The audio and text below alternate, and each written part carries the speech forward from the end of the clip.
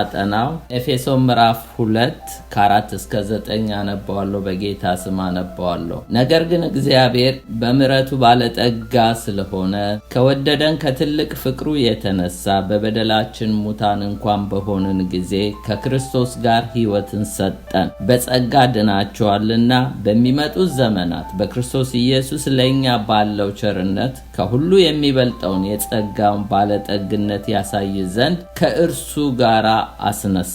በክርስቶስ ኢየሱስ በሰማያዊ ስፍራ ከእርሱ ጋር አስቀመጠን። ጸጋው በእምነት አድኗችኋልና ይህም የእግዚአብሔር ስጦታ ነው እንጂ ከናንተ አይደለም፣ ማንም እንዳይመካ ከስራ አይደለም። ጌታዊ ከኛ ጋር ስላለ እናመሰግናለን። አሁን ደግሞ ቃልን አስተምረን እኛም ሰሚዎቹ በኢየሱስም ቃል ከጸጋ ጋር ይምጣልን። በኢየሱስም ጊዜውን ስፍራውን እያንዳንዳችንን ተረከበን። አሜን። አሁን ዛሬ የምናየው መለኮት ጣልቃ ለምን ገባ የሚለውን ነው። ዛሬ እንግዲህ መለኮታዊ ጣልቃ ገብነትን ከ1 እስከ 3 የነበርንበትን ኦልድ ፖዚሽን ጳውሎስ ይናገራል።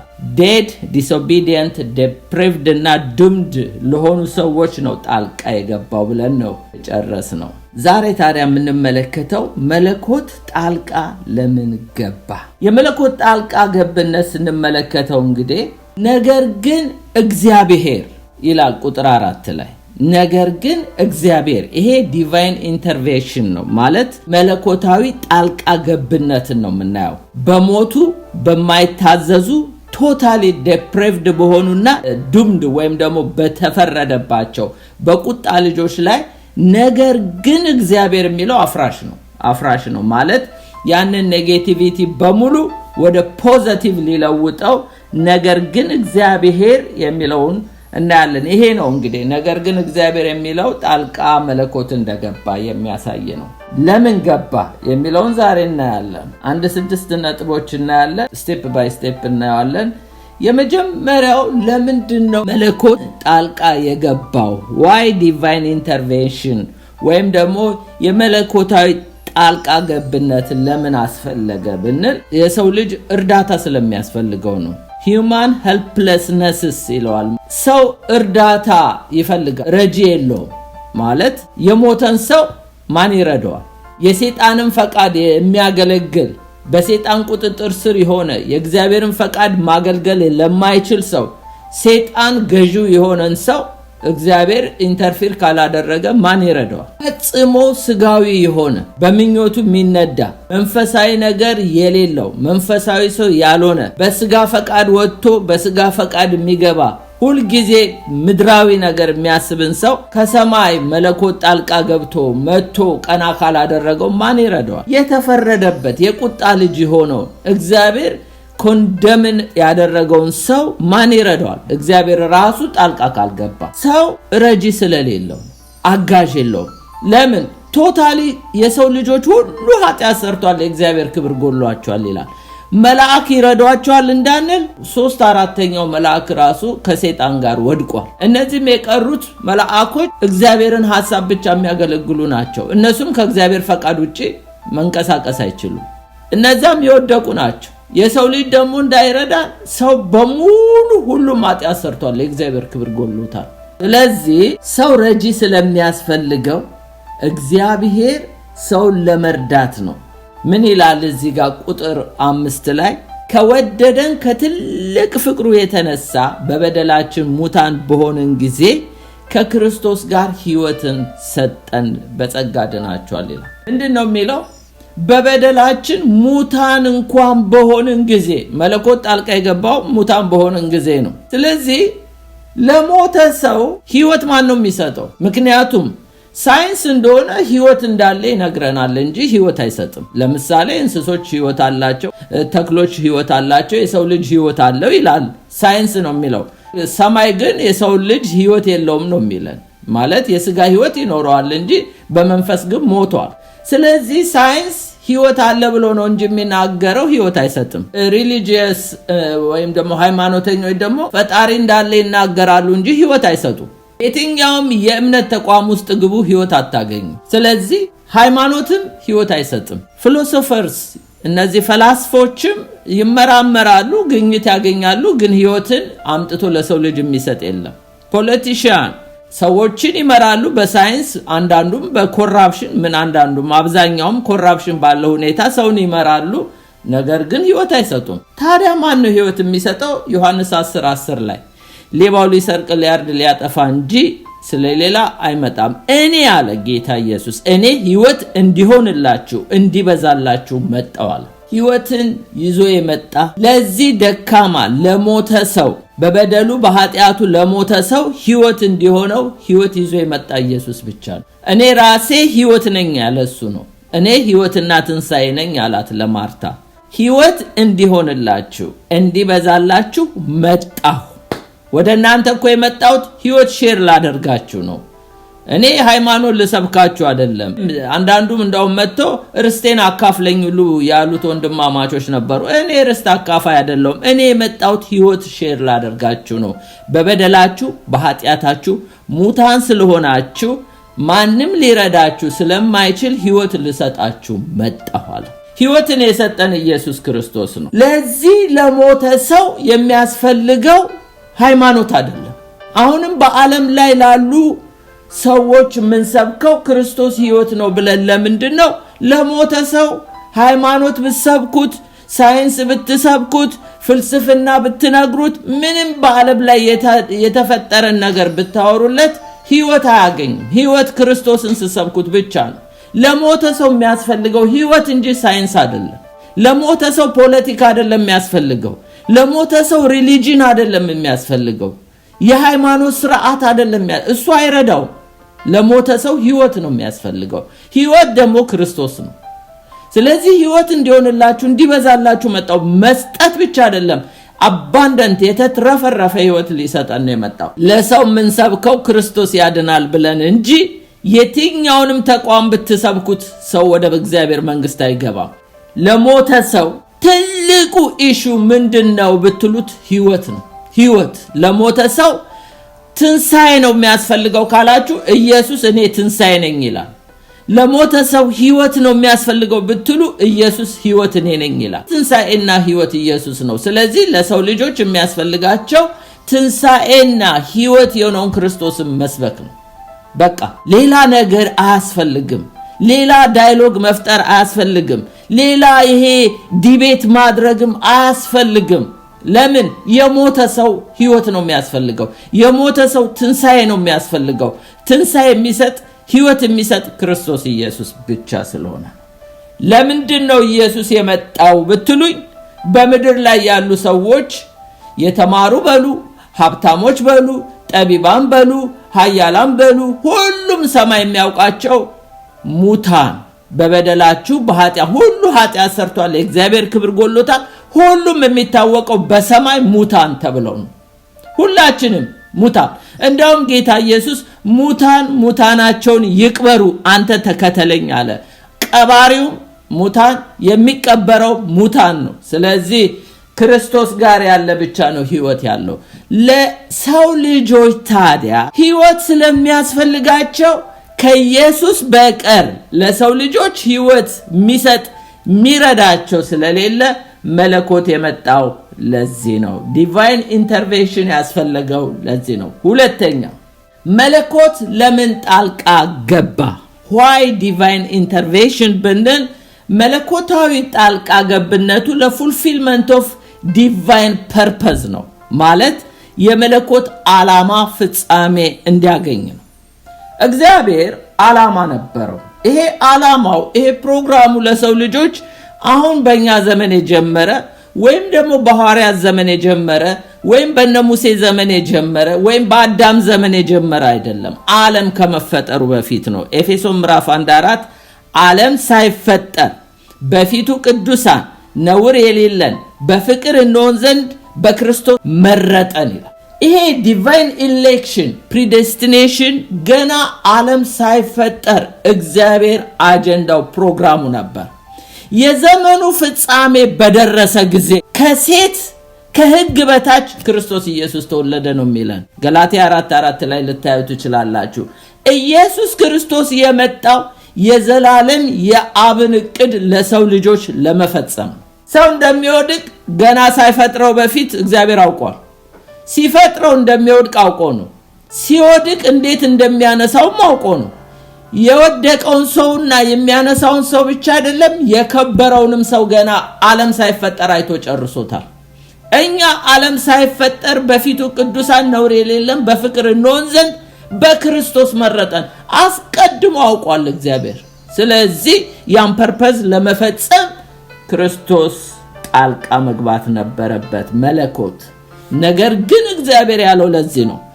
ሁለተኛ ጢሞቴዎስ 1:9 ላይ እንዲህ ይላል፣ ያዳነን በቅዱስ አጠራር የጠራን እግዚአብሔር ነው፣ ይህም እንደራሱ ሐሳብ። አያችሁ፣ እግዚአብሔር ያዳነን እንደራሱ ሐሳብ፣ እንደኛ ሐሳብ አይደለም። እኔ ለእናንተ ማስባት ሐሳብ የሰላም ነው። እኔ ለእናንተ ያለኝ ፕላን መልካም ነው፣ ክፉ አይደለም ብሎ ኤርምያስ 29 ላይ ተናግሯል። እዚህ ጋር ያዳነን በቅዱስ አጠራሩ የጠራን እግዚአብሔር ነውና ይህም እንደራሱ ሐሳብ፣ አስምሩልኝ፣ እንደራሱ ሐሳብና ጸጋ መጠን ነው እንጂ የእግዚአብሔር የጸጋ መጠን የተትረፈረፈ ነው። እንግዲህ ሐሳቡ ለኛ ደግሞ ምን ያህል እግዚአብሔር የተሻለ ቤስት የሆነ ሐሳብ እንዳለው ማወቅ ትችላላችሁ። እኛ ሳናውቀው በፊት ለኛ የሚያማረ ቦታ አዲስ ሰማይ አዲስ ምድር ሁሉ ተዘጋጅቶልን ፕሮግራም ሁሉ አድርጎ ነው ያቀደውና ይሄ በእግዚአብሔር ሐሳብ የነበረ ነው። እንደሱ ሐሳብና እንደሱ ጸጋ መጠን ነው እንጂ እንደ ስራችን መጠን አይደለም። ይህም ይላል ጸጋ ከዘላለም ዘመናት በፊት፣ አስቡት እንግዲህ ከዘላለም ዘመናት በፊት በክርስቶስ ኢየሱስ ተሰጠን። ገና ሳንፈጠር፣ ገና ሳንወለድ፣ ገና ምንም ነገር ሳይታቀድ በእግዚአብሔር ያለቀ ጉዳይ። ይሄ እንግዲህ የእግዚአብሔር ኢተርናል ፐርፐዝ ወይም ደግሞ ኢተርናል ፕላን ነው፣ የዘላለም ፕላን ውስጥ ነው። ስለዚህ ይሄን ፐርፐዝ ለመፈጸም ነው ጌታ ኢየሱስ የመጣው፣ መለኮት ጣልቃ የገባው። አንደኛ ጴጥሮስ 1:18 እስከ 21 አነባለሁ። ከአባቶቻችሁ ከወረሳችሁት ከከንቱ ኑሮአችሁ በሚያልፍ ነገር በብር ወይም በወርቅ ሳይሆን ነውር እድፈት እንደሌለው እንደ በግ ደም በክብሩ የክርስቶስ ደም እንደተዋጃችሁ ታውቃላችሁ ካለ በኋላ ዓለም ሳይፈጠር እንኳ አስቀድሞ ታወቀ ይላል። አያችሁ፣ ዓለም ሳይፈጠር። እኛ እኮ የምናወራው አሁን እዚህ ፕሮሰስ ላይ ያለውን ታሪክ ነው። ዛሬ ስለዳንን እኛ ዛሬ እግዚአብሔርን በክርስቶስ ስለተገለጠልን ዛሬ እግዚአብሔርን ስላወቅ ነው በቃ ሁሉ ነገር ከዛሬ ጀመረ ይመስለናል። እግዚአብሔር እኮ ሳንፈጠር በማህፀንም ሳንኖር እናት አባቶቻችን ሳይጋቡ በፊት ሁሉ እግዚአብሔር አውቆናል። የራሱ የሆኑትን ያውቃል። ስለዚህ ዓለም ሳይፈጠር እንኳን አስቀድሞ ታወቀ። ነገር ግን እምነታችሁና ተስፋችሁ በእግዚአብሔር ይሆን ዘንድ ይላል ከሙታን ባስነሳው ክብርንም በሰጠው በእግዚአብሔር በእርሱ ስለምታምኑ ስለናንተ በዘመኑ መጨረሻ ተገለጠ። አያችሁ፣ የዘመን መጨረሻ ማለት በመጽሐፍ ቅዱስ ክርስቶስ ዘፈርስት ካሚንግ ከድንግል ማርያም ተወልዶ ከመጣበት ጀምሮ እስከ ዳግም ምጽአቱ ያለ የዘመን መጨረሻ ይባላል። ይሄ እንግዲህ በዘመን መጨረሻ ላሉ ተገለጠ ሲል እንግዲህ ከሐዋርያት ዘመን ጀምሮ ጌታ እስከሚመጣ ዘመን ድረስ ተገለጠ እንጂ እግዚአብሔር ግን አስቀድሞ ዓለም ሳይፈጠር የታወቀ ነው ይላል። ስለዚህ መለኮት ለምን ጣልቃ ገባ? ዲቫይን ኢንተርቬንሽኑ ለምንድን ነው ብንል ፍጻሜውን ይሄ የመለኮት ዓላማ ለመፈጸም ነው። አንደኛ ቆሮንቶስ 2:7 ላይ እንዲህ ይላል፣ ነገር ግን እግዚአብሔር አስቀድሞ ከዘመናት በፊት ይላል ከዘመናት በፊት ለክብራችን የተወሰነውን ተሰውሮ የነበረውን የእግዚአብሔርን ጥበብ በሚስጥር እንናገራለን ሲል ይሄ ከዘመናት በፊት ጳውሎስ እንግዲህ የተሰጠውን የአገልግሎት ወይም የሚስጥርን መገለጥ ሲናገር ይሄ እኮ ከዘመናት በፊት ለክብራችን የተሰወረውን ይላል እና ይሄ የተሰወረውን መግለጥ ይሄ ከዘመናት በፊት በእግዚአብሔር አጀንዳ የነበረ እንደሆነ ይናገራል። ዮሐንስ 17:5 ላይ አሁንም አባት ሆይ አለ ጌታ ኢየሱስ ዓለም ሳይፈጠር ባንተ ዘንድ በነበረኝ ክብር አንተ በራስ ዘንድ አክብረኛል። ኢየሱስ ክርስቶስ ዓለም ሳይፈጠር በፊት በነበረው ክብር እዚህ ሲመጣ ወደ ምድር ሲመጣ መለኮት ነው፣ ክብሩን ጥሎ ነው እንጂ አምላክነቱን ጥሎ አይደለም የመጣው። ኢየሱስ አምላክ ሂዝ ኦምኒፕሬዘንት በሁሉ ስፍራ የሚገኝ ነው። ኢየሱስ ኤቭሪዌር ነው ያለው። ግን ክብሩን ጥሎ ነው የመጣው። ያ ዓለም ሳይፈጠር በነበረኝ ክብር አክብረኝ፣ ክብሬን ጥዬ ነው ለነዚህ ልጆች የመጣው፣ ለነዚህ ሰው ልጆች አሁን ወደ ክብር መልሰኝ ብሎ ሲናገር እዚህ ጋር መለኮታዊነቱንም እናያለን። እንደገና ደግሞ በእግዚአብሔር ፕሮግራም ውስጥ ኢየሱስ ክርስቶስ የከበረውንም ሰው ማየት ትችላላችሁ። 24 ላይ እንደዚህ ይላል፣ አባት ሆይ ዓለም ሳይፈጠር ስለወደድከኝ የሰጠኸኝን ክብሬን እንዲያዩ እኔ ባለውበት የሰጠኝ እነርሱ ደግሞ ከኔ ጋር ይሆኑ ዘንድ እወዳለሁ ሲል ኢየሱስ እኮ ድሮም በአምላክነቱ የከበረ ነው። ግን አሁን አባት ሆይ አክብረኝ ሲል በሂውማን በሰውነቱም እንዲከብር ነው የሚናገረው የሚጠይቀው። ደግሞ እሱ ብቻ አይደለም፣ እዛ ክብር ውስጥ እኛም እንድንገባ ነው ኢየሱስ ክርስቶስ እየጠየቀ ያለው። አባት ሆይ ዓለም ሳይፈጠር ስለወደድከኝ የሰጠኸኝን ክብሬን እንዲያዩ ይላል። ስለኛ ስለ ዳኑት ነው የሚናገረው። እኔ ባለውበት የሰጠኸኝ እነርሱ ደግሞ ከኔ ጋር ይሆኑ ዘንድ እወዳለሁ። ይሄ ማለት የከበረውን ኢየሱስን የከበረውን ሰውንም እዚህ ውስጥ እናያለን። መለኮት ድሮም የከበረ ነው፣ ሁልጊዜም እንደከበረ ነው።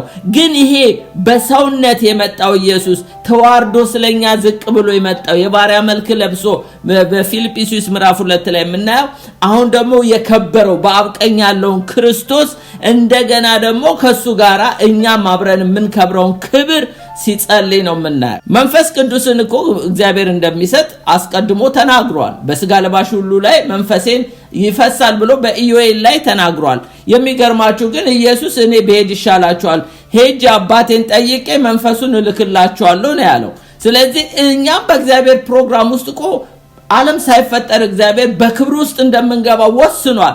ግን ኢየሱስ ደግሞ ልክ መንፈሱን ሄዶ ጸልዮ እንደላከው ሁሉ ኢየሱስ ሄዶ ደግሞ እኛን ወደዛ ክብር እንደሚከተል የሚያሳየን ነገር እንደሆነ በዚህ ልናነጻጽረው እንችላለን። ስለዚህ የዘላለም የእግዚአብሔር ፕሮግራም በሰው ልጆች ላይ ፉልፊልመንቱ እንዲፈጸም ነው ኢየሱስ ጣልቃ ይገባው ወይም መለኮት ጣልቃ ይገባው። ሶስተኛው መለኮት ለምን ጣልቃ ገባ? why divine intervention? reconciliation ነው፣ ለማስታረቅ ነው። ለማስታረቅ ሰው ከእግዚአብሔር ተጣልቷል። እግዚአብሔርንና ሰውን መልአክ ሊያስታርቀው አይችልም። ሰዎች ጣልቃ እንዳይገቡ የሰው ልጆች በሙሉ ወድቀዋል። ሁሉ ኃጢአት ሰርቷል፣ የእግዚአብሔር ክብር ጎሎታል። ስለዚህ ማንን ሽማግሌ ይላክ እግዚአብሔር? ሁለተኛ ቆሮንቶስ 5:18-19 ነገር ግን የሆነው ሁሉ በክርስቶስ ከራሱ ጋር ካስታረቀን የማስታረቅም አገልግሎት ከሰጠን ከእግዚአብሔር ነው። እግዚአብሔር በክርስቶስ ሆኖ ዓለሙን ከራሱ ጋር ያስታርቅ ነበርና በደላቸውንም አይቆጥርባቸውም ነበር፣ በእኛም የማስታረቅን ቃል አኖረ ይላል። አያችሁ፣ ከራሱ ጋር እኛን ለማስታረቅ the only way ራሱ መምጣት ነበረበት ስጋ ለብሶ። ስለዚህ መለኮት ጣልቃ የገባው ከራሱ ጋር ሊያስታርቀን ነው፣ ከራሱ ጋር ሊያስታርቀን። ነገር ግን የሆነ ሁሉ በክርስቶስ ከራሱ ጋር ካስታረቀን የማስታረቅ አገልግሎት ከሰጠን ከእግዚአብሔር ነው ካለ በኋላ እግዚአብሔር በክርስቶስ ሆኖ ዓለሙን ከራሱ ጋር ያስታርቅ ነበር ይላል። ዓለም ከእግዚአብሔር ጋር ተጣልታለች። ዓለም ማለት ህዝቡን ነው፣ ኔሽን ነው። ስለዚህ የሰው ልጆችን ለማስታረቅ the only way መለኮት ስጋ ለብሶ መምጣት ነበረበት። ስለዚህ ያስታረቀን ክርስቶስ ኢየሱስ ነው። ለምን? ኢየሱስ ክርስቶስ ኃጢአትን አያውቅ፣ ንጹህ ኢኖሰንት የእግዚአብሔር በግ ነው። ስለዚህ እሱ ራሱ የሚከፈለውን ዋጋ ከፍሎ መስዋዕት ሆኖልን፣ እሱ ራሱ ሊቀ ካህን ሆኖልን ከአብ ጋር ያስታረቀን ኢየሱስ ክርስቶስ ነው። እግዚአብሔር የገዛ ክንዱን መድኃኒት አድርጎ ልኮልን ነው የተታረቅ ነው። ካስታረቀን በኋላ እኛ ደግሞ አሁን የማስታረቅ አገልግሎት ሰጠን። የሚገርማችሁ ታረቁ ብለን እንሰብካለን። ስለዚህ መለኮት ራሱ ከራሱ ጋር ሊያስታርቀን ይሄንን ጣልቃ መግባት ነበረበት። አለበለዚያ የሰው ልጅ እንደጠፋ በቀረ ዱምድ እንደሆነ የቁጣ ልጅ እንደሆነ እንደሞተ እንደተፈረደበት የሰይጣን አገልጋይ እንደሆነ ይቀር ነበር መለኮት ጣልቃ ባይገባ ኖሮ። ነገር ግን እግዚአብሔር የሚለው ለዚህ ነው። ወደ አራተኛው መጣው። መለኮት ጣልቃ ለምን ገባ? why divine intervention ለምንለው የኃጢአት ስርየት atonement for sin atonement የሚለው እግዚአብሔር መሐሪ ነው። እግዚአብሔር በምህረቱ ባለጸጋ ነው። ግን አንድ ነገር ልናውቅ ይገባል። ምህረት without justice የለም። እግዚአብሔር ኃጢአትን መቅጣት አለበት። ኃጢአተኛውን ደግሞ መማር ፕላኑ ነበር።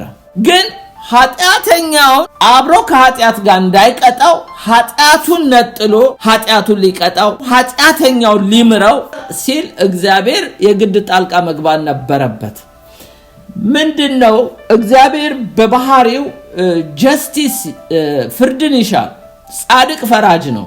እንደውም ኢሳይያስ 56 ቁጥር 1 ላይ እንደዚህ የሚል ቃል አለ። እግዚአብሔር እንዲህ ይላል፣ ማዳኔ ሊመጣ ጽድቄ ሊገለጥ ቀርቧልና ፍርድን ጠብቁ ጽድቅንም አድርጉ ይላል። እግዚአብሔር ጀስቲስ ይፈልጋል። ሰዎች በጽድቅ እንዲፈርዱ ይፈልጋል። እሱም ጻድቅ ፈራጅ ነው። ግን ኃጢአትን ይቀጣል። ለምን? ለኃጢአት ምህረት የለውም። እግዚአብሔር ኃጢአትን በሰራ ጊዜ ሞትን ትሞታለህ ስላለው የሰው ልጅ ኃጢአት ስለሰራ እግዚአብሔር የግድ ሰው መሞት ነበረበት። ለምን? እግዚአብሔር ቃሉ ከሚያልፍ ሰማይ ምድር ቢያልፍ ይሻላል። ይሄን በበላ ጊዜ ሞት ትሞታለህ አለው። በላ፣ ሞተ የሰው ልጅ። ግን ይሄንን የሞተን ሰው ወደ ራሱ እንደገና እግዚአብሔር ለማምጣት የግድ ኃጢአት መቅጣት አለበት። ስለኛ ታዲያ ቅጣታችንን መለኮት መውሰድ ነበረበት። በምን? ስጋ ለብሶ መጥቶ ኢየሱስ ክርስቶስ በኢሳይያስ 53 ላይ እንደዚህ የሚል ቃል አለ። ከ4 ጀምሬ ያነባዋለሁ። በእውነት ደዌያችንን ተቀበለ፣ ሕማማችንን ተሸክሟል። እኛ ግን እንደተመታ በእግዚአብሔር እንደተቀሰፈ እንደተቸገረ ቆጠር ነው። እርሱ ግን ስለ መተላለፋችን ቆሰለ፣ ስለ ኃጢአታችንም ደቀቀ። የደህንነታችን ተግሳጽ በእርሱ ላይ ነበረ፣ በእርሱ ቁስል እኛ ተፈወስን። እኛ ሁላችን እንደ በጎች ተቅበዝበዘን ጠፋን፣ ከኛ እያንዳንዱ ወደ ገዛ መንገዱ አዘነበለ። እግዚአብሔር የሁላችንን በደል እዚህ ላይ ያስምሩልኝ፣ እግዚአብሔር የሁላችንን በደል በእርሱ ላይ አኖረ፣ እሱ ላይ አኖረ። አያችሁ፣ እግዚአብሔር የሰውን ሁሉ ልጆች በደል በኢየሱስ ላይ ነው ያኖረው። ከማኖሩ የተነሳ ስለኛ ኃጢአት ሆነ ነው የሚለው ኢየሱስ ክርስቶስ። ኢየሱስ ኃጢአተኛ ሆነ አይልም ባይብል። ለምን? ኢየሱስ ኃጢአት አልሰራም፣ ኃጢአት በውስጡ የለም። ኃጢአታችንን ተሸክሞ ስለኛ ኃጢአት ሆነ ነው የሚለው። ተጨነቀ ይላል፣ ተሰቃየ ይላል፣ አፉንም አልከፈተም። ለመታረድ እንደሚነዳ ጠቦት በሸላቾች ፊት ዝም እንደሚል በግ እንዲሁ አፉን አልከፈተም ካለ በኋላ ቁጥር 8 ላይ በማስጨነቅ እና በፍርድ ተወሰደ፣ ስለ ሕዝቤ ኃጢአት ተመቶ ከሕያዋን ምድር እንደተወገደ ከትውልዱ ማን አስተዋለ ይላል። ይሄ መለኮታዊ ጥያቄ ነው። ለመሆኑ ይሄ የተጨነቀው በፍርድ የተወሰደው ስለ ሕዝቤ ኃጢአት ተመቶ ከሕያዋን ምድር እንደተወገደ ከትውልድ ማን አስተዋለ? ማን ነው ያስተዋለው? ይሄ እኮ ኢየሱስ ስለራሱ ሳይሆን ጣልቃ ገብቶ እኛን ለማዳን እንደሆነ ማን ነው ያስተዋለው ይላል። ከትውልድ ከክፎች ጋር መቃብሩን አደረጉ፣ ከባለጠጎች ጋር በሞቱ ሆኖም ግፍን አላደረገም ነበረ፣ በአፉ ተንኮል አልተገኘም ነበረ። እግዚአብሔር በደዌ ያደቀው ዘንድ ፈቀደ፣ ነፍሱን ስለ ኃጢአት መስዋዕት ካደረገ በኋላ ይላል። ነፍሱን ስለ ኃጢአት መስዋዕት። ኢየሱስ ክርስቶስ መስዋዕት ነው። የክርስቶስ ሞት ሳክሪፊሻል ወይም አጎኒክ ዴዝ ይባላል። የኢየሱስ ክርስቶስ ሞት የሰማዕት ሞት አይደለም። ብዙ ጊዜ እናገራለሁ። ብዙ ሰዎች ክርስቶስ እንደ ሰማዕት የሞተ ይመስላቸዋል። ክርስቶስ መስዋዕት፣ እግዚአብሔር አንድ መስዋዕት ነው የቀረበለት። የክርስቶስ ሞት እግዚአብሔር በደዌ ያደቀው ዘንድ ፈቀደ፣ ነፍሱን ስለ ኃጢአት መስዋዕት ካደረገ በኋላ ይላል። ኢየሱስ የዓለምን ኃጢአት የሚያስወግድ የእግዚአብሔር በግ መስዋዕት ነው ይሆነልን፣ ሰማዕት አልሆነልንም። እነ ጴጥሮስ እነሱም ሰማዕት የሆኑ ስለ እምነታቸው ነው። ኢየሱስ ግን ስለ ዓለም ሕዝብ ሁሉ መስዋዕት ነው ይሆነ። መስዋዕት ካደረገ በኋላ ዘሩን ያያል ይላል። እድሜው ይረዝማል፣ የእግዚአብሔርን ፈቃድ በእጁ ይከናወናል። ከነፍሱ ድካም ብርሃንን ያያል፣ ደስ ይለዋል። ጻድቅ ባሪያዬ በእውቀቱ ብዙ ሰዎችን ያጸድቃል፣ ኃጢአታቸውን ይሸከማል። ስለዚህም እርሱ ብዙዎችን ይወርሳል፣ ከኃያላን ጋር ምርኮ ይካፈላል። ነፍሱን ለሞት አሳልፎ ሰጥቷልና ከአመፀኞች ጋር ተቆጥሯልና። እርሱ ግን የብዙ ሰዎችን ኃጢአት ተሸከመ፣ ስለ አመፀኞች ማለደ ይላል። እግዚአብሔር በምህረቱ ባለጸጋ ነው። አትረፍርፎ መማር ይችላል፣ ችግር የለውም። ግን ኢየሱስ ደግሞ ምን ያህል ዋጋ እንደከፈለ ልናውቅ ይገባል። እግዚአብሔር ማረኝ ስንል ኢየሱስ የኔን መርገሜን፣ የኔን በሽታዬን፣ የኔን ጉስቁልናዬን፣ የኔን ኃጢአቴን ወሰደልኝ የሚለውን ነገር ካልተቀበልን በቀር ይኸው ከሕዝቤ ማን አስተዋለ ይላል። ስለ ሕዝቤ ኃጢአት ተመቶ ከሕያዋን ምድር እንደተወገደ ከትውልድ ማን አስተዋለ ይላል። ዝም ብሎ ምህረት የለም ልላችሁ ነው። እግዚአብሔር እኮ ልጁን አድቆ ነው የማረን። ልጁን አቁስሎ ነው እኮ የማረን። ልጁን እኮ በመስቀል ላይ ተሰቃይቶ እኮ ነው የማረን። ምህረት ዝም ብሎ የለም። ኃጢአታችንን እግዚአብሔር ቀጥቶ ዕዳችንን ከፍሎ ነው። ሁላችንም ዴቢት ነበረብን የኃጢአት ዕዳ።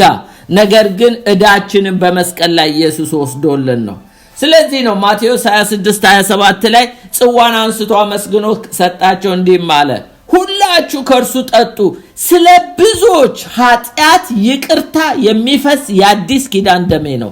ይሄ ስለ ብዙ ሰዎች የኃጢአት ይቅርታ የሚፈስ የአዲስ ኪዳን ደሜ ነው ብሎ ደሙ ምሳሌ የሆነውን ጽዋ አጠጣ። ሮሜ 5:9 ላይ እንዲህ ይላል፣ ይልቁኑ እንግዲህ አሁን በደሙ ከጸደቅን ከእርሱ ከቁጣው እንድናለን።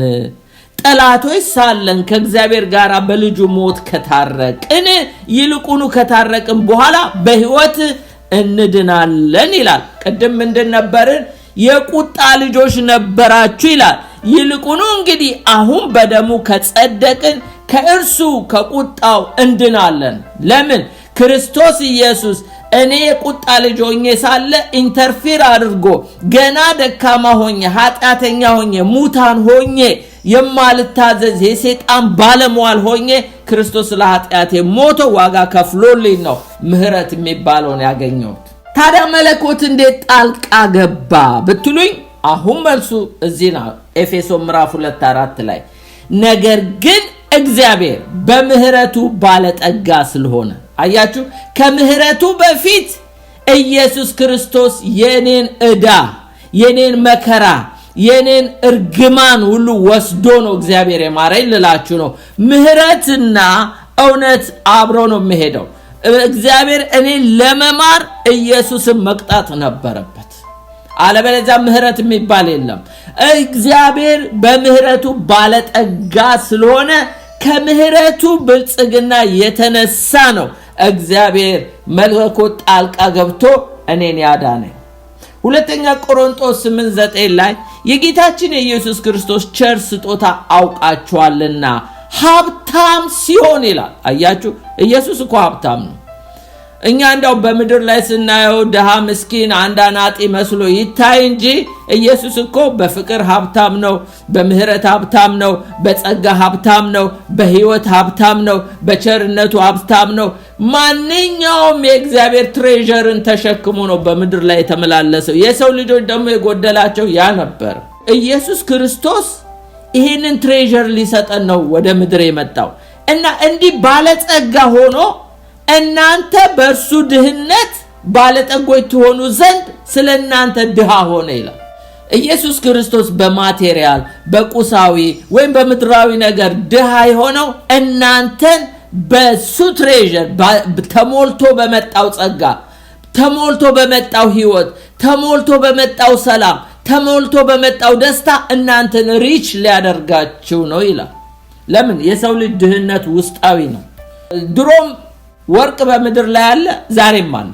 ድሮ ማዕድን ነበር አሁንም አለ ድሮ ሀብት ነበር አለ እግዚአብሔር እኮ የሰው ልጅ እሱን አልነሳው ግን የሰው ልጅ ድህነት የውስጥ መራቆት ነው ልክ ሎዶቅያ እንዳላት በውስጥሽ ተራቁተሻል ደሃነሽ እውርነሽ እንዳላት ያን ድህነቱን ሊሞላለት ነው ኢየሱስ የመጣው ሰው የሚያሰኘው ያ ነው ሌላው ነገር እኮ በአርቲፊሻል ነገር ልንሸፍነው እንችላለን በእግዚአብሔር ፊት ግን ስቲል እርቃኖች ነን ኢየሱስ ግን በውስጥ ባለጸጎች ሊያደርገን ነበር የመጣው ሮሜ 11:33 ላይ የእግዚአብሔር ባለጠግነት ይላል አያችሁ እግዚአብሔር ባለጠጋ ነው የእግዚአብሔር ባለጠግነት ጥበብ ዕውቀቱ እንዴት ጥልቅ ነው ይላል አያችሁ የእግዚአብሔር ባለጠግነቱ ጥበቡ ዕውቀቱ እንዴት ጥልቅ ነው ፍርዱ እንዴት የማይመረመር ነው ለመንገዱ ፍለጋ የለውም ይላል እግዚአብሔር በጥበብ ባለጸጋ ነው እግዚአብሔር በዕውቀት ባለጸጋ ነው እግዚአብሔር በመንፈሳዊ ትሬዠሮች ሁሉ ባለጸጋ ነው ለዚህ ነው በመንፈሳዊ ባርኮት ሊባርከን ኢየሱስ ጣልቃ የገባው ፊልጵስዩስ 4:19 ላይ አምላኬ እንደ ባለጠግነቱ ይላል እግዚአብሔር ባለጠጋ እንደ ባለጠግነቱ መጠን በክርስቶስ ኢየሱስ የሚያስፈልጋችሁን ሁሉ ይሙላባችሁ ይላል እርግጥ ነው ይሄ ብዙ ጊዜ ስጦታ ስለሚሰጡ የፊልጵስዩስ ክርስቲያኖች ብዙ ጊዜ ገንዘብ ስለሰጡ ለድሆች ስለረዱ በኢየሩሳሌም ላለች ቤተክርስቲያን ፋይናንሻል ችግር ስለነበራቸው ስለረዱ ሲያመሰግናቸው ነው ግን አምላኬ እንደ ባለጠግነቱ መጠን ሲል እግዚአብሔር በብዙ ነገር ሪች ነው ብሩም ወርቁም የሱ ነው ባይዘዌ ግን ዋና ልናውቀው የሚገባው እግዚአብሔር በምህረቱም ባለጸጋ ነው በጸጋም ባለጸጋ ነው እንዴት መለኮት ጣልቃ ገባ ብንል እግዚአብሔር በምህረቱ ባለጠጋ ስለሆነ ነው እግዚአብሔር በሁሉ ነገር ነው ባለጸጋ ግን ባለጠግነቱ አንዱ ምህረቱን ኤፌሶን 3:8 ላይ እንደዚህ ይላል ፍለጋ የሌለውን የክርስቶስን ባለጠግነት ለአሕዛብ እሰብክ ዘንድ ይላል ጳውሎስ ኢየሱስ ክርስቶስን ለአሕዛብ ሄዶ ሲሰብክ ምን አይነት ብልጽግና የሚሰብክ ይመስላችኋል የዘመናችን ሰዎች በርግጥ ትባረካለ ይያሉ ማቴሪያል ሊሰብኩ ይችላሉ ቁሳቁስ ሊሰብኩ ይችላሉ ነገር ግን ጳውሎስ እየዞረ የክርስቶስን ባለጠግነት የሰበከው እኮ የእግዚአብሔር በምህረቱ ባለጸጋ በይቅርታው ባለጸጋ በቸርነቱ ባለጸጋ በጸጋ ባለጸጋ በህይወት ባለጸጋ ኢየሱስ በሁሉ ነገር ባለጸጋነቱን ነው እንጂ የሰበከው ቁሳቁስ አለው ወይም ብርና ወርቅ አለው ብሎ አልሰበከም እርግጠኛ ነኝ ጳውሎስ የክርስቶስን ፍለጋ የሌለውን የክርስቶስን ባለጸግነት ለአሕዛብ እሰብክ ዘንድ የግሪክ ሰዎችን ሄዶ ስለ ሀብት አልሰበካቸውም ታውቃላችሁ ስለ ክርስቶስ ባለጸግነት ሰበካቸው የጸጋውን ባለጸግነት አይተው ነው የመጡት የምህረቱን ባለጸግነት አይተው ነው የቸርነቱን የይቅርታውን ባለጸግነት አይተው ነው ወደ እግዚአብሔር መንግስት የመጡት እግዚአብሔር በምህረቱ ባለጸጋ ስለሆነ ነው ጣልቃ ገብቶ ያዳነ ለዚህ ነው ሮሜ 10:12 ላይ በአይሁዳዊና በግሪክ ሰው መካከል ልዩነት የለም አንዱ እግዚአብሔር የሁሉ ጌታ ነው ለሚጠሩት ሁሉ ባለጸጋ ነው ይላል ለሚጠሩት ሁሉ ሪች ነው ጌታ እግዚአብሔር ባለጸጋ ነው ግን የክርስቶስን ባለጸግነት ስንሰብክ አደራ እንደ ዘመኑ ሰባኪ ቁሳቁስ ሰባኪዎች እንዳንሆን ይሄ በጣም የወረደ ነው ክርስቶስ ባለጠግነቱ ስለኛ ደሃ ሆነው እኛም በምህረት እኛም በይቅርታ እኛም በፍቅር እኛም በቸርነት እኛም በትዕግስት እኛም በእምነት ባለጸጋ ሊያደርገን እንጂ በቁሳቁስ ነው ሌላው ይጨመርላችኋል ተብሏል ተጨማሪ ነው ችግር የለም ዋናው ግን ውስጣችን ነፍሳችን ሳትከሳ ነፍሳችን ሳትደህይ የውስጥ ሪች ሆነን በውጫዊ ነገር ቢጨመርልን ችግር የለው ነገር ግን በውጭ እንደ ሎዶቅያ ቤተክርስቲያን ሁሉ ነገር ኖሮን ውስጣችን ግን ከተራቆተ ኢየሱስ ከውጭ ካለ በጣም ምስኪኖች ነን ስለዚህ የክርስቶስን ባለጠግነት ለአሕዛብ እሰብክ ዘንድ ሁሉም በፈጠረው በእግዚአብሔር ከዘላለም የተሰወረውን የሚስጥር ሥርዓት ምን እንደሆነ ለሁሉ ገልጥ ዘንድ ይህ ጸጋ ከቅዱሳን ሁሉ ይልቅ ለማን ስለኔ ተሰጠ ይላል ጳውሎስ ኤፌሶን 3:8 ላይ አምስተኛው ጋር መጣው መለኮት ለምን ጣልቃ ገባ why divine intervention ኤፌሶን ምዕራፍ 2 እዛው ከ4 ጀምራችሁ ስትመለከቱ ነገር ግን እግዚአብሔር በምህረቱ ባለጠጋ ስለሆነ ካለ በኋላ ከወደደን ከትልቅ ፍቅሩ የተነሳ ይሄ ትልቅ ፍቅር ምንድነው ብለን እንድናየው ፈልጋለሁ። ለምንድነው ጌታ ያዳነኝ? ሙታኖኜ ብትሉ ለምንድነው ጌታ እኔን ያዳነኝ? የቁጣ ልጅ ሆኜ ለምንድነው እኔን ያዳነኝ? እኔ በገዛ ምኞቴ ስሄድ የዲያብሎስን ፈቃድ ሳገለግል ለምን መለኮት ጣልቃ ገብቶ አዳነኝ ብትሉ በምህረቱ ባለጠጋ ስለሆነ ከትልቅ ፍቅሩ የተነሳ ነው ያዳነ። ይሄ ትልቅ ፍቅር የተባለው አንደኛ ዮሐንስ ምዕራፍ 4 ቁጥር 10 ላይ ፍቅር እንደዚህ ነው ይላል። ምን አይነት እንደሆነ ሲነግረን ፍቅር እንደዚህ ነው፣ እግዚአብሔር እሱ ራሱ እንደወደደን ስለ ኃጢአት ማስተሰሪያ ይሆን ዘንድ ልጁን እንደሰጠን እንጂ እኛ እግዚአብሔርን እንደወደድነው አይደለም። እግዚአብሔርን እወድሃለሁ እንደምትሉት አይደለም። ፍቅር እንደሱ አይደለም። ፍቅር እሱ እኛን ስለወደደን ነው። ገና ጠላቶች ሳለን፣ ሙታን ሳለን፣ የቁጣ ልጆች ሳለን፣ የዲያብሎስ አገልጋዮች ሆነን ሳለን በስጋ ምኞቶቻችን ስንሄድ ከትልቅ ፍቅሩ የተነሳ መለኮት ጣልቃ ገብቶ አዳነን ነው የሚለው። እስቲ ይህን ትልቅ ፍቅር እንይ። ፍቅር እንደዚህ ነው ይላል። This is love። አንደኛው God's love is eternal። ኤርምያስ 31 ቁጥር 3 ላይ እግዚአብሔር ከሩቅ ተገለጠልኝ እንዲህም አለኝ በዘላለም ፍቅር ወድጄሻለሁ ስለዚህ በቸርነቴ ሳብኩሽ ይላል። የእግዚአብሔር ፍቅር ኢተርናል ነው። ፀሐይ ሲወጣ፣ ጨለማ ሲመጣ፣ ብርሃን ሲበራ ወይም ክረምት ሲመጣ፣ በጋ ሲመጣ የሚለዋወጥ አይደለም። ኢንተርቼንጀብል አይደለም፣ አይለዋወጥም። ኢተርናል ነው። በዘላለም ፍቅር ወድጄሻለሁ ፒሪየድ። ያ ማለት ምን ማለት ነው? ፍቅር እንደዚህ ነው። እግዚአብሔር በዚህ ፍቅር ነው የወደድኳችሁ ይላል። ሁለተኛው እግዚአብሔር የወደደን ፍቅር ሳክሪፊሻል ላቭ ነው። ምን አይነት ነው? ሮሜ 5 ቁጥር 8 ላይ ነገር ግን ገና ኃጢአተኞች ሳለን ክርስቶስ ስለኛ ሞቷልና ይላል።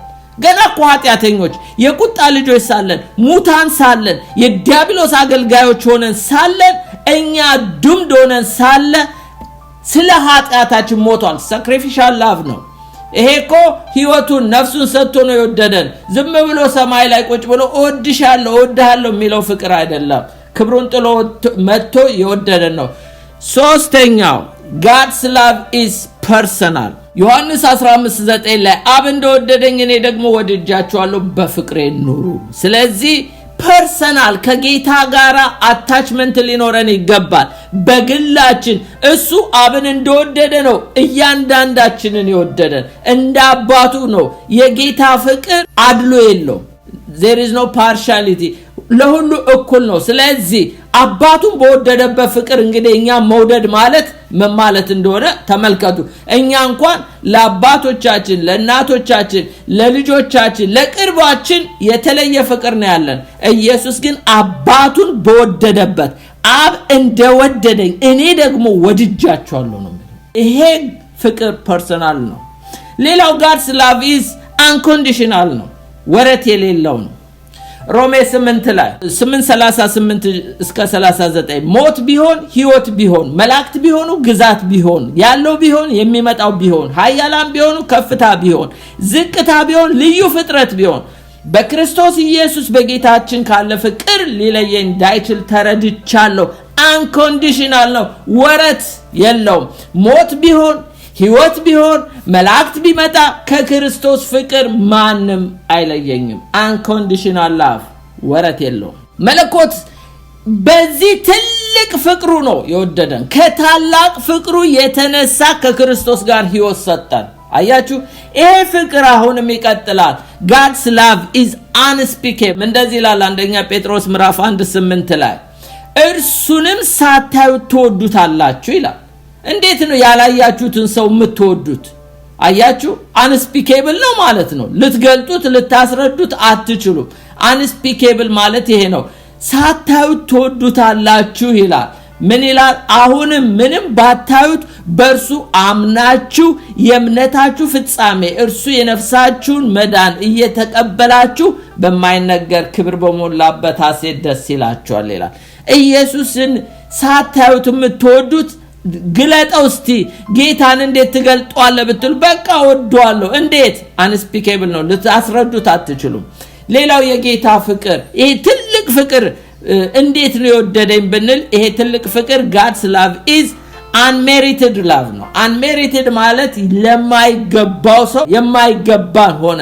unmerited ማለት ለማይገባው ሰው የሚደረግ ፍቅር ነው። ሮሜ 5:8 ላይ ነገር ግን ገና ኃጢአተኞች ሳለን፣ እንግዲህ አስቡ፣ ኃጢአተኛ ምኑ ነው የሚወደድ? እኛ እንኳን የበደሉንን አንወድም። ጌታ ግን የበደሉትን ይወዳል፣ የጎዱትን ይወዳል፣ ያቆሰሉትን ይወዳል፣ የሚያደርጉትን አያውቁም ይቅር በላቸው። ይሄ ነው አያችሁ፣ በዚህ አጋፔ በሆነ ፍቅር ነው የወደደን። ለማይገባቸውን ሰዎች ነው የወደደው። እንደዛ አይነት ሰዎችን ነው የወደደን። ምን ይላል? ነገር ግን ገና ኃጢአተኞች ሳለን ክርስቶስ ስለኛ ሞቷል ይላል። ለኃጢአተኞች ነው ጌታ ኢየሱስ የሞተ። እግዚአብሔር ለኛ ያለውን የራሱን ፍቅር ያስረዳል ይላል። እንዴት? ለማይገባው ሰው እንደዚህ ሳክሪፊሻል የሆነ ዴዝ ሞቶ ፍቅሩን እንደዚህ ያስረዳል ይላል። ሌላው God's love is universal love ነው። የክርስቶስ ፍቅር ለሁሉም ነው። ዮሐንስ ወንጌል ምዕራፍ 3:16 ላይ በእርሱ የሚያምን ሁሉ ይላል ማንም የዓለም ሕዝብ የዘላለም ሕይወት እንዲኖረው እንጂ እንዳይጠፋ እግዚአብሔር አንድያ ልጁን እስኪሰጥ ድረስ ዓለምን ሁሉ እንዲሁ ወዷል። ዓለምን ማለት ኔሽንን ሁሉ ወዷል። የሰው ልጆችን ሁሉ ጌታ ኢየሱስ ይወዳል። ሲሞት ለአይሁዳዊ አይደለም፣ ሲሞት ለኢትዮጵያዊ ወይም ለኤርትራዊ አይደለም። የሞተው ለዓለም ሕዝብ ሁሉ ላይ ነው። ለምን? ሰዎችን ሁሉ ስለሚወድ ነው። ለዚህ ነው አንደኛ ዮሐንስ 4:8 ላይ ፍቅር የሌለው እግዚአብሔርን አያውቅም፣ እግዚአብሔር ፍቅር ነው። ምክንያቱም እግዚአብሔር ራሱ ፍቅር ስለሆነ ለሰው ልጆች ሁሉ ፍቅር አለው ማለት ነው። የእግዚአብሔር ፍቅር ትልቅ ነው ስንል unlimited love ነው።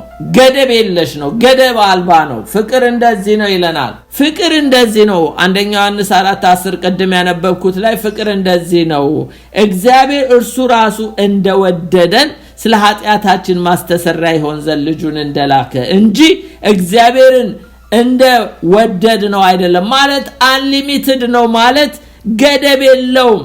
ለኃጢአተኛው የትኛውም ደረጃ የዘቀጠ ህይወት ላለውም እንኳን ጌታ ኢየሱስ ያንንም እኩል ወዶ ያነሳዋል ከወደቀበት። ጠንቋይ እንኳን ቢሆን ጌታ ይወደዋል። ጠንቋይ ቢሆን መንፈሱን እንጂ ጌታ የሚጠላው ኃጢአቱን እንጂ የሚጠላው ጠንቋዩን ሰውየውን ግን አይጠላው። ሰውየውን አይጠላው ምክንያቱም ምን እንደያዘው ለምን እንደተያዘ ጌታ ስለሚያውቅ። የመጨረሻው God's love is unmeasurable ነው። የጌታ ፍቅር ይሄ ትልቅ ፍቅር እንዴት አይነት ፍቅር ነው?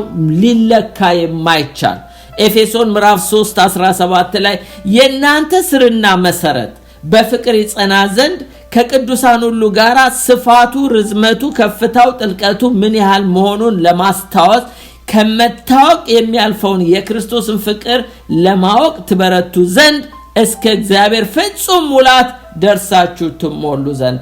ስፋቱ፣ ርዝመቱ፣ ከፍታው፣ ጥልቀቱ unmeasurable ነው። ስለዚህ ከዚህ ትልቅ ፍቅር የተነሳ ሙታን ሆነን ሳለ ከክርስቶስ ጋር ሕይወትን ሰጠን ይላል።